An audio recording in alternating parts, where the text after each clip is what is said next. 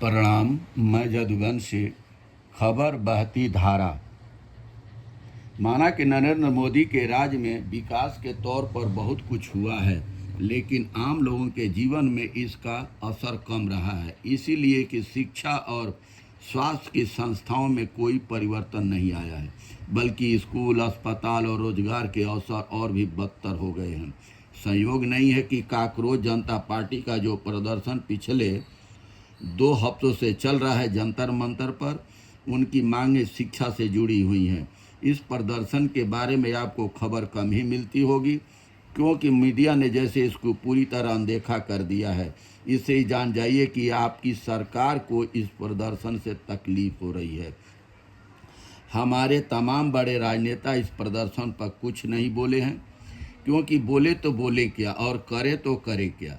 अब अगर शिक्षा मंत्री की नौकरी जाती है तो ऐसा लगा कि नौजवानों के दबाव में ऐसा हुआ है इस्तीफा। मगर यह अच्छा नहीं है कि देश के युवाओं की बात सुनी नहीं जा रही है।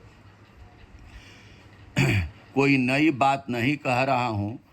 हम सब जानते हैं कि हमने ऐसा देश बनाया है जिसमें आम नागरिकों के जीवन को बेहतर बनाने में निवेश नहीं किया गया।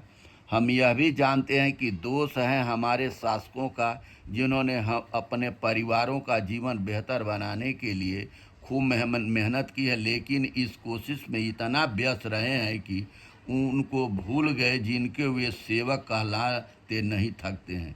हमारे स्कूलों और अस्पतालों का क्यों सुधार करें, जब जानते हैं ये लोग कि उनके बच्चे तो निजी सुविधाओं का ही इस्तेमाल करने वाले हैं।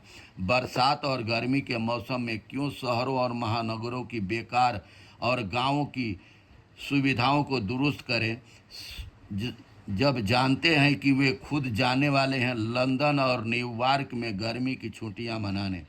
दोष है तो हमारे राजनेताओं और शासकों का सबसे अधिक, लेकिन यह भी मानना पड़ेगा कि कुछ दोष हमारा भी है कि हम इन सारी चीज़ों को देखते हुए भी विरोध की आवाज़ नहीं उठाते हैं।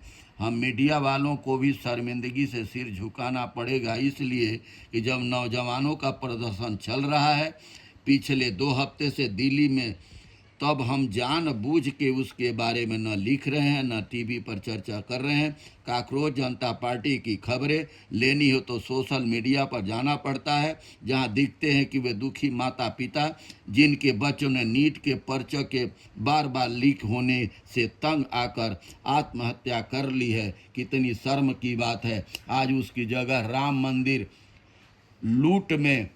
राम मंदिर के चंदे में लूट में भाता भाई भतीजाबाज पूरा हावी है, और सरकार गांधी जी के 3 बंदरों की तरह ना उससे कुछ बोला जा रहा है, ना आंखों से दिख रहा है, ना कुछ सुनाई दे रहा है। बहुत बहुत धन्यवाद। नमस्कार, प्रणाम।